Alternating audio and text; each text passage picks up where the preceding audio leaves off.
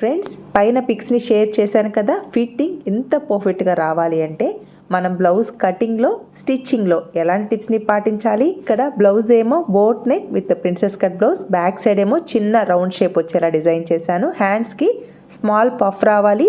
పైపింగ్తో పాటు పోట్లీ బటన్స్ని స్టిచ్ వేసుకోవాలి. ఫ్రంట్ పార్ట్లో ప్రిన్సెస్ కట్ షేప్ అనేది నీట్గా రావాలి. ఎక్కడ లాగినట్టుగా పట్టినట్టుగా ఉండకూడదు.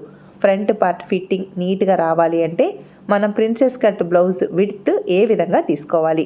ఇక్కడ మిగిలిన క్లాత్తో ఇలా స్క్రంచీస్ అయితే డిజైన్ చేశాను.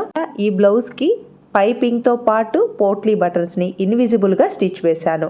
బ్యాక్ సైడ్ బోట్ నెక్ క్రింది వైపున రౌండ్ షేప్ వచ్చేలా నెక్ని డిజైన్ చేశాను. ఇలా డిజైన్ చేయడం కోసం పోట్లీ బటన్స్ని అలాగే పైపింగ్ క్లాత్ని ఈ విధంగా రెడీ చేసుకున్నాను. ఒకేసారి పైపింగ్ పోట్లీ బటన్స్ రైట్ సైడ్కి రావాలి అంటే ఫస్ట్ లైనింగ్ క్లాత్కి ఖర్చు కట్ చేసుకుంటాం కదా, అదే ఖర్చును తీసుకుంటూ స్టిచ్ వేసుకోవాలి. ఎక్కడా క్లాత్ని లాగకూడదు. ఫ్రీగా మూవ్ చేస్తూ ఇన్విజిబుల్గా ఇలా పైపింగ్తో పాటు పోట్లీ బటన్స్ని స్టిచ్ వేసుకున్నాను. హ్యాండ్కి పై వైపున చిన్న పఫ్ వచ్చేలా డిజైన్ చేశాను. ఫ్రంట్ పార్ట్లో ఇలా ప్రిన్సెస్ కట్ షేప్ అనేది నీట్గా వచ్చేలా డిజైన్ చేశాను. సైడ్ జాయింట్ చూసారా ఎంత పర్ఫెక్ట్గా వచ్చిందో. ఇలా బ్లౌజ్ స్టిచ్చింగ్ అయితే కంప్లీట్ అయింది. మీరు ఇలా మీ బ్లౌజ్ని డిజైన్ చేసుకోవాలి అంటే ఫుల్ వీడియో కటింగ్తో పాటు స్టిచ్చింగ్ మన ఛానల్లో అప్లోడ్ చేశాను. ఇంట్రెస్ట్ ఉన్న వాళ్ళు చెక్ చేసుకోండి. లైక్ చేయడం మాత్రం మర్చిపోవద్దు ఫ్రెండ్స్. Please subscribe.